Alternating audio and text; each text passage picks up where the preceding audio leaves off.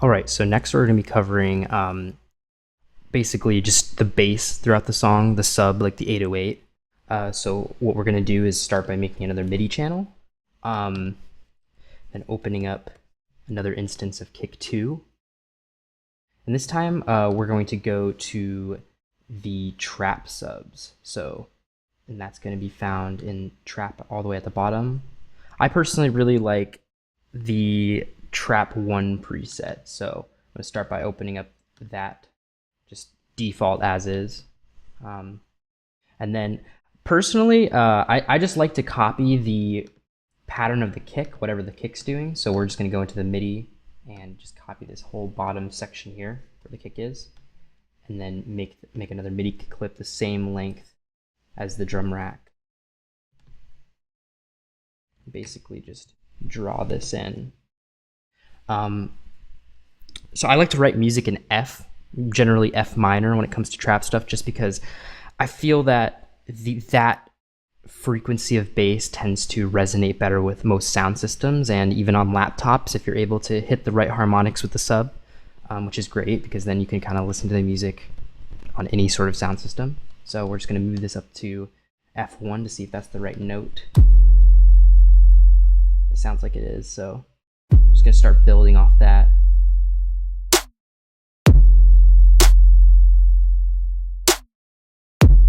As you can tell, it's clashing a bit with the original kick we have in the drums, but we'll be fixing that later with sidechain compression. But for now, we're just going to work on writing the bass lines. So for this particular track, I have 2 different subs, one for the drop and one for like all the verse sections. The drop one is definitely more prominent, has a lot more in your face with more upper harmonics, like more of a mid-range harmonic, as opposed to the verse sections, which is just all like all low end. So I'm just going to duplicate this twice, delete where the drop is, because it's basically the drop section right here. Delete verse on this. I mean, some people like to do this other ways. I like doing it this way just because it makes it a little bit easier for me to see, as opposed to doing automation, turning things on and off. Both things work, but I prefer this just because it makes it a little bit easier for me to concentrate on what to work on.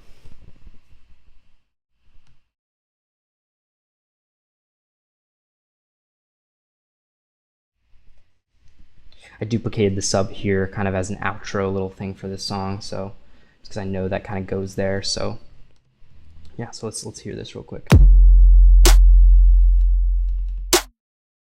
Turn this down a little bit just so it's not so present.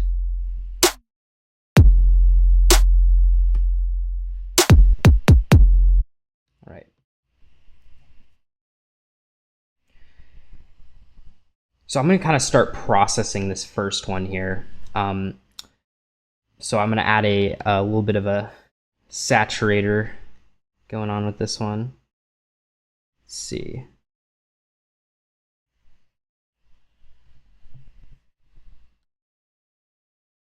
So this one's going to be on hard curve. It's pretty, it is what it is. It's a hard curve. Put on soft clip, so it's so it kind of limits it a little bit. Turn the bass up 4.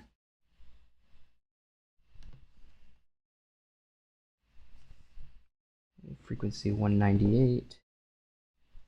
This is just sort of shape the sound of the sub. Pretty much what I'm doing right now.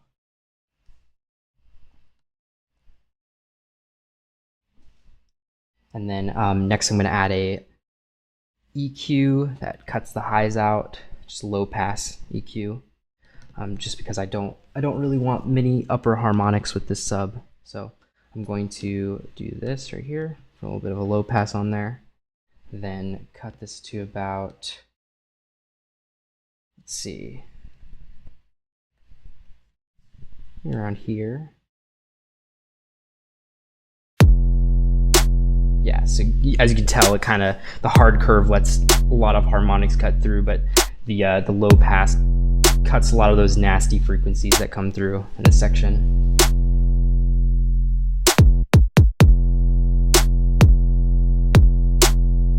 So sort of just a static bass line right now. We'll be drawing in more, a little more action with the MIDI in a little bit. So next I'm going to go on to processing the drop sub, just secondly. So what I'm going to do for that is drop another saturator, same sort of deal, hard curve.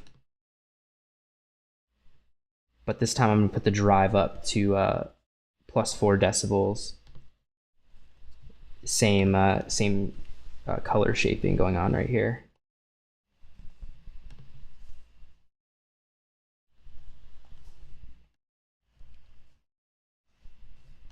Soft clip on, limit it a little bit, and then I'm going to do I'm going to actually be doing a hard cut low pass on the EQ, just because I'm going to have another layer with the sub that's going to be completely distorted, thus adding upper harmonics to make the sub sound a lot more prominent than it actually is.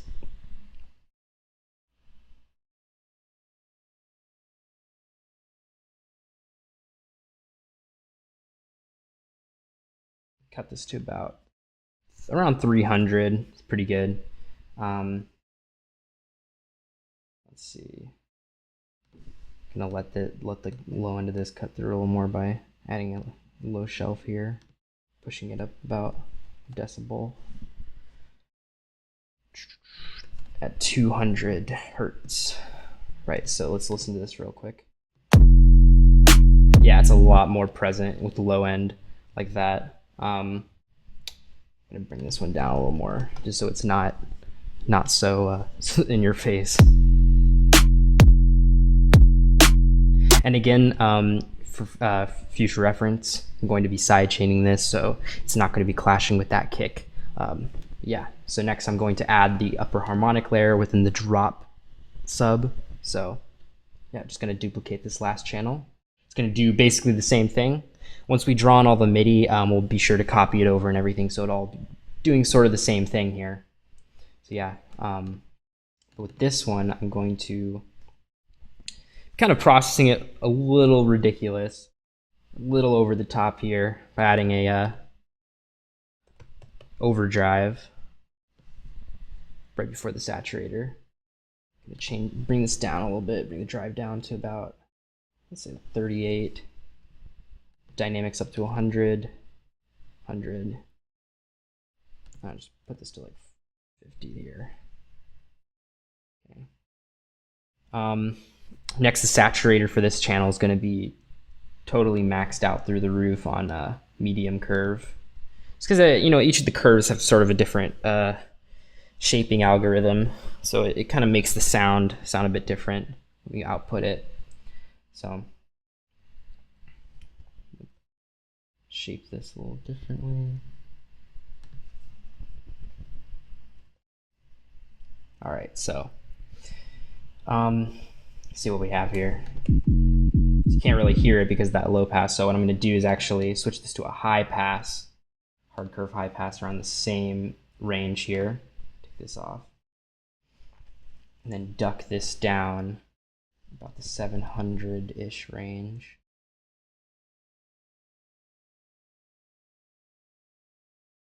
Let's see. Be kind of particular with how you shape this, so I'm going to try to make this as accurate as possible here. Obviously I mean, for the further along we go, you know, the more we'll be changing this up a bit. It's a little bit of I do things a little sporadically, and like, I'm pretty experimental with the way I sort of produce, so I've always felt that's kind of my preferred method of production. Less of a technical approach, but hey, you gotta do what you gotta do, you know. So let's hear how this sounds now.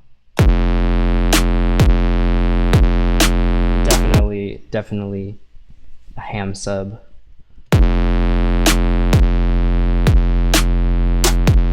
Bring this down to about -8.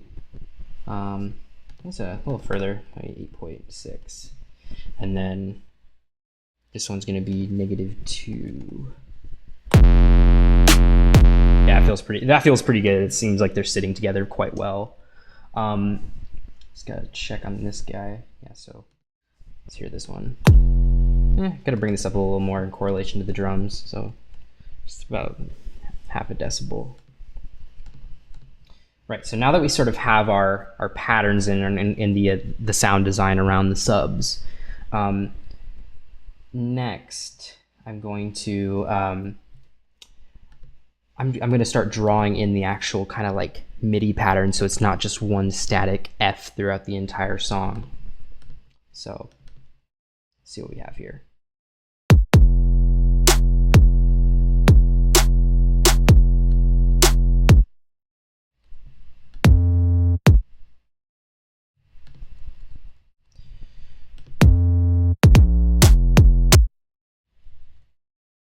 Kind of like doing things in octaves, sevenths and fifths. It's pretty cliche trap F minor sort of melodies for the bass line, but I always find it has more of like a menacing sort of feel to it when you do that. So like alternating on the fills between fifths and sevenths and thirds, and even sometimes I'll throw in like a half step up to sort of give it this dissonant sort of feel. So.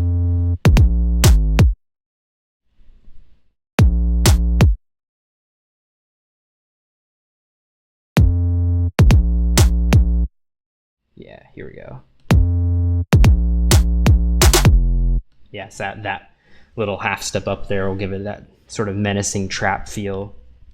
A little bit of a dissonance, not technically in the key, but it creates its cool kind of like feel with it.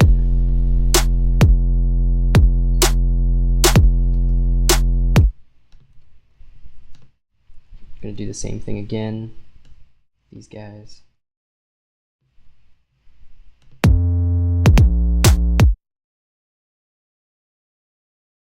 Might do a little bit of a alteration here.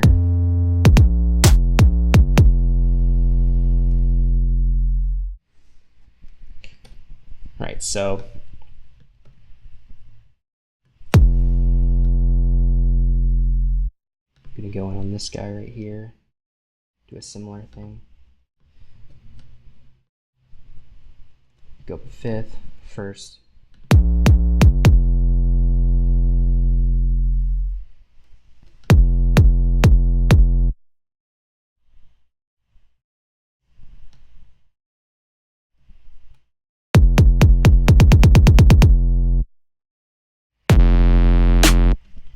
Take these guys out for the build here. Again.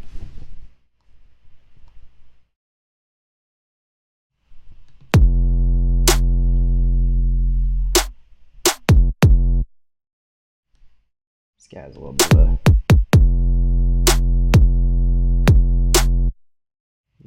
fill right here.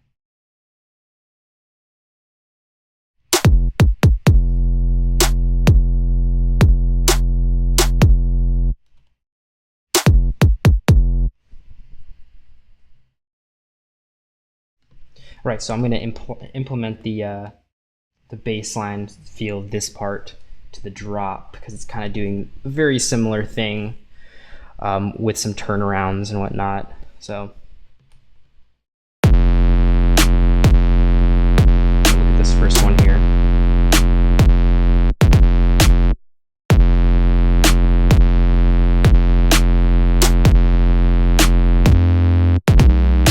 Clashing right there, so I'm just going to solo this one for now.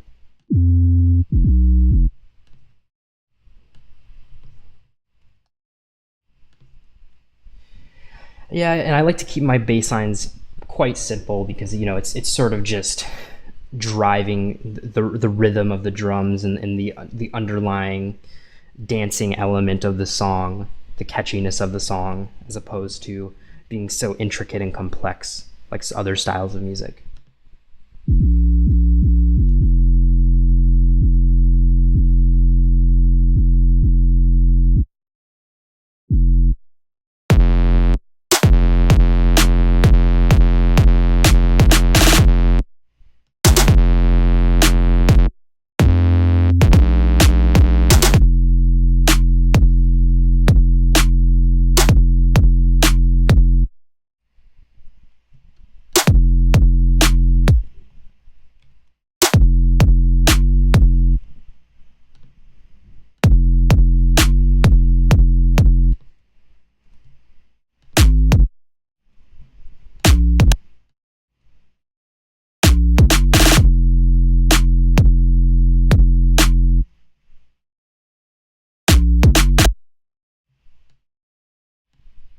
So right here, what I'm doing is a bit of a turnaround to kind of go back into the second half of the drop. What this does is sort of, as opposed to just feeling like one static drop, this will add more drama and add more climax to the drop and make it feel like we're more so building the track as opposed to just keeping it one sort of pattern throughout the entire thing, adding almost like a melodic element to a sound design driven drop potentially.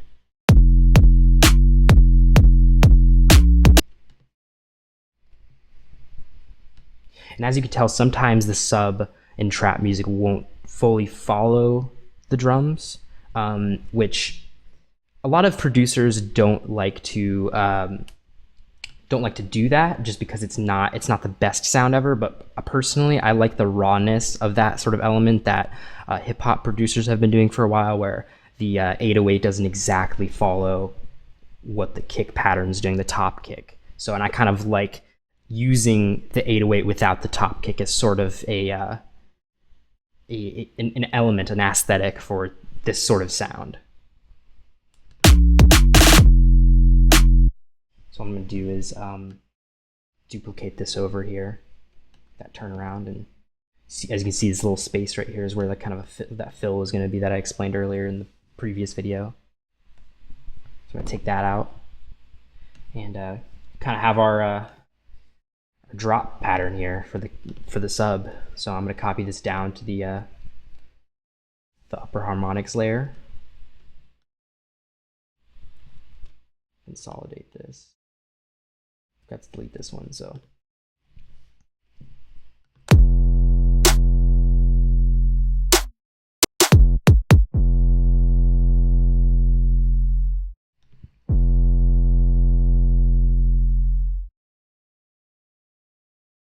All right, so I'm going to continue by grouping these together. Similarly to the drums, I sort of like to get things organized as I'm going, start mixing everything a bit. You know, I don't try to go too in depth with the mixing as I'm writing, because personally for myself, when I do that, it almost takes away from the process of writing the track for me. I like doing that as a separate process.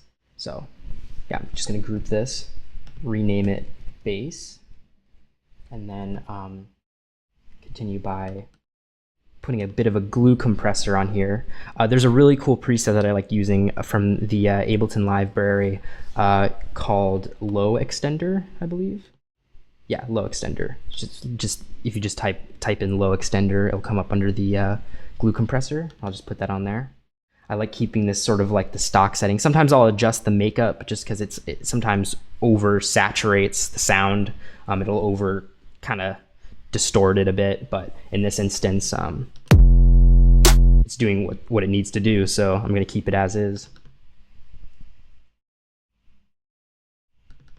Then next, I'm just kind of going to add a utility here. You know, this is kind of optional, but I like to use a utility to adjust the gain internally, like within the chain, just so I don't have to adjust the master level of the chain. So like basically just the mixer level, I should say.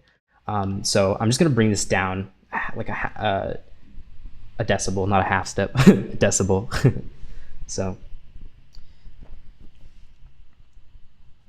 and then to sort of, I didn't even check this. There we go. All right, so to sort of finalize this chain here, just to kind of put the end sort of feel on here, I'm going to add another EQ to kind of bring down some of the lows and mids to let the drums cut through a bit more. When I put the drop synths in, the drop synths are going to cut through a bit more and not clash with those frequencies. So just as a start, you know, and I know down the road, I'm going to probably readjust this once I have all the synths and drop synths and vocals in there and everything, just so it all fits together and everything's sort of glued together as one consolidated thing. So I'm just going to drop down the mids and the highs just a little bit, you know, that high shelf. I'm going to turn on oversampling for this one. I didn't really turn on the oversampling much for the EQs internally, just because I feel like it's just bass patches, just distorted patches, so they don't need as much clarity as the drums per se. So put another low shelf here, bring it down two, around 2 decibels.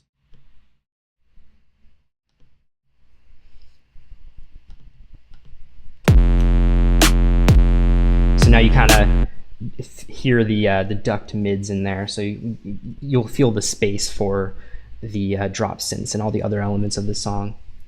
So that concludes the bass segment for my tutorial. Stick around for the next segment in which we will be talking about drop synths.